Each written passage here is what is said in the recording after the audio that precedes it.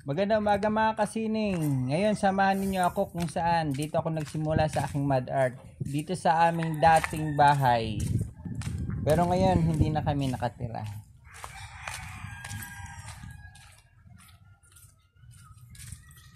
Len, andan si Budoy sa ano eh? Sabi ni nilalang, maganda, lagi ka raw na nakikita ang nagla-live. Saan? Mag-live ka raw din sa TikTok niya.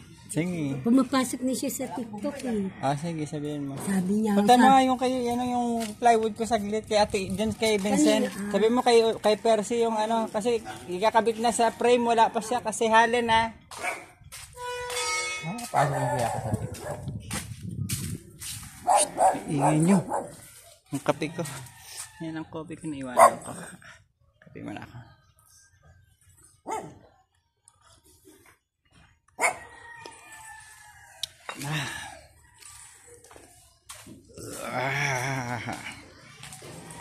Start tayo. Ayun, si Papang nagbabantay. Noon, maliit pa tong punong kahoy na to. At yun malilim dito pagka ganitong oras. Kaya dito ako gumagawa ng aking mga artworks, nagpi-frame at nag-assemble ng mga aking pang-exhibit. Ayan, may punong bayabas dito. Ito yung dati naming grotto. Ay ano pang bilang si Papa.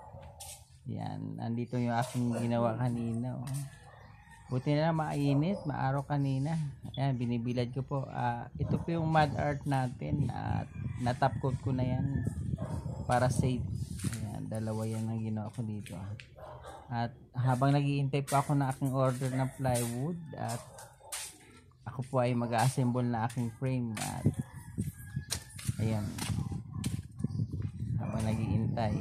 Si Helen, nasaan na kaya si Helen? Kanina pa yun kakabit ko to mamaya.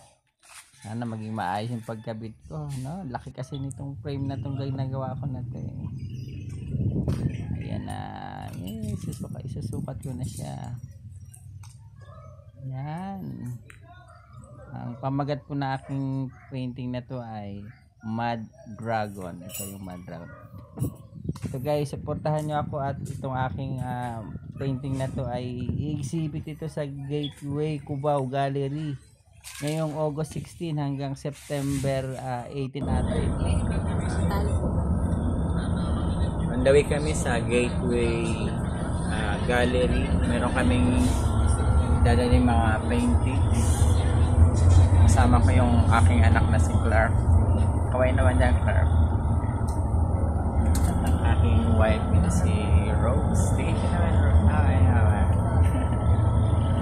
Ayan. Nahirap mag-book. Nakabook kami sa Lalamove kasi malaki yung mga paintings na dala ko. 50 by 50 inch po yan. At tatlong 36 by 48. Kasama yung aking table. Ayan. Medyo traffic ng konti. Sana maging maayos yung aming pag-set up. Thank you.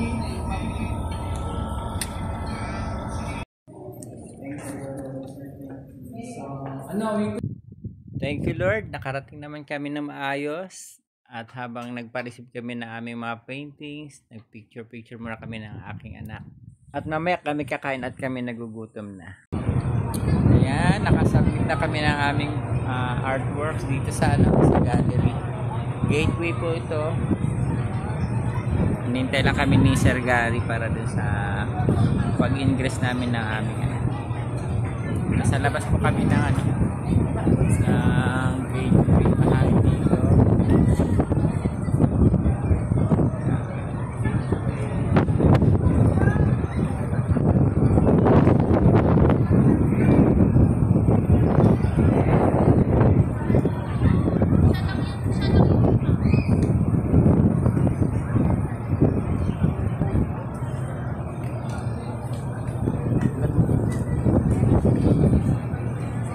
Ayan, Lord, thank you sa blessing sa amin sa pagkain sa araw-araw. Salamat, Lord.